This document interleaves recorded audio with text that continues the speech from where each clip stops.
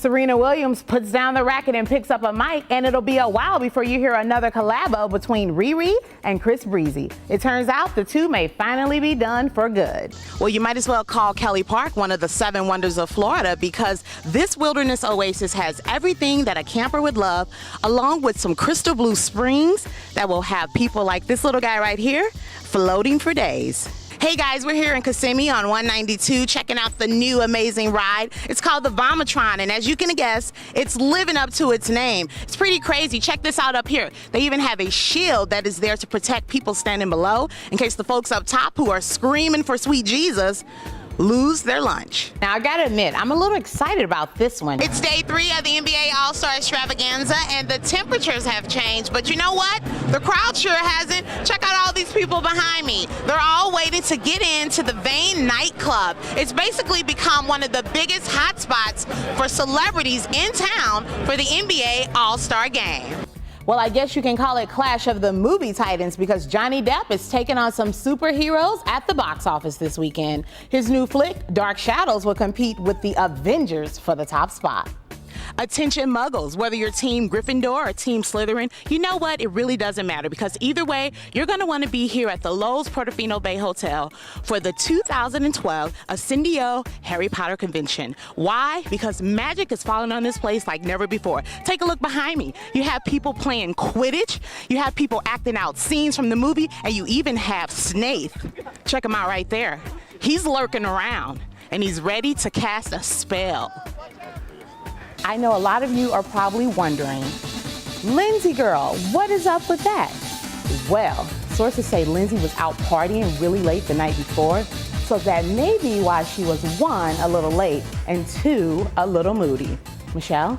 I'm not surprised. Are you, Nikki? Oh, no, not at all. Lindsay, God bless her, she is just a train wreck, and she finally has a second chance, and she needs to just get it together, girl. I'm just saying, if you're an actress, I don't know how you not know your lines. That's like the first thing you need to do if you're an actress. Don't you agree? The very first thing you need to do. You need to know your lines, and you need to show up on time. All right, thank you very much, Nikki. We appreciate it. The anger management crew gets a new member. Channing Tatum is making some big moves in the Big Easy, and we catch up with an American Idol alum 10 years later. It's time to check out what's hot in Hollywood. I'm not setting you up with a business associate. Besides, you wouldn't like her. You only date empty-headed young girls. Smith and Sheen.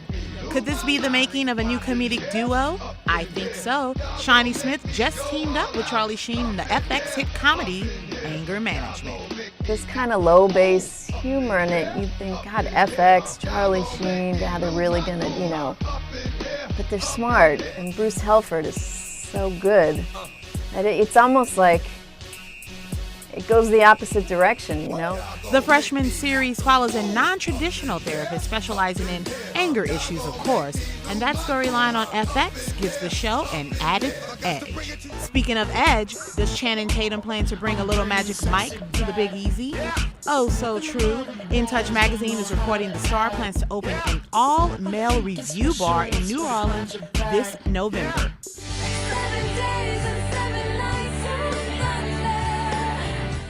Remember that song, Picture It? 10 years ago, that song was playing all over the radio. And now American Idol Season 2 runner-up Kimberly Locke is celebrating the anniversary of her first single, Eighth World Wonder.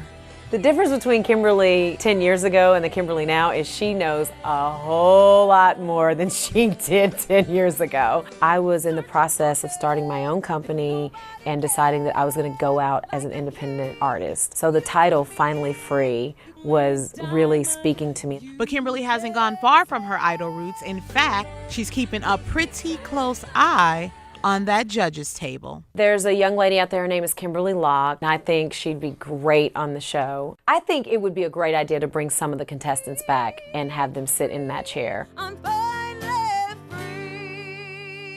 For Hot in Hollywood, I'm Nikki Bowers. All right, Kat, yes. I'm a huge fan of yours. I watch you on So You Think You Can Dance every week, and I love your fashion. Who would you say inspires you to pick the clothes you wear? Like, who's your fashion icon? Okay, I don't really have one specific person that I would say was my fashion icon. I tend to get inspiration from everything. I don't know, the colour of leaves on trees, to photography exhibitions I've seen, to art exhibitions, to runway looks, to movies. It's a real amalgamation of lots of different inputs from all over the place. It's all about keeping your eyes and your ears open, and anybody can do it. It's about just being really aware of all the different outside influences in your life. Exactly. Now, I know that you were just featured in InStyle last month. Yes. In regards to the fact that you love to decorate your place. Yes. So do you ever find any inspiration from your clothes and then take it into your home? I think definitely you draw inspiration from everywhere, so of course your home becomes a source of inspiration. And also I'm lucky because I get to travel all the time, so a lot of the furniture and the different pieces that I've used in my house are from, you know, flea markets in Paris or from Palm Springs, or I tend to draw on all different places and all different places that I go to. What's your favorite piece of wardrobe that you just cannot live without? Oh, it would have to be a great leather jacket. I've got them in all different colours: black, brown, baby blue, red. And I love a leather jacket because the more beaten up it gets, the better.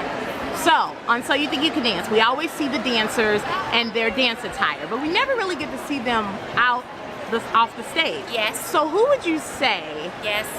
top 3, has the best fashion sense, the best style off the stage? I love Courtney Galliano. She was from a different season, but she's all kind of slightly Italian, curvy. I met vagabond. Courtney last year. She's kind of amazing. She's like a real New York chick.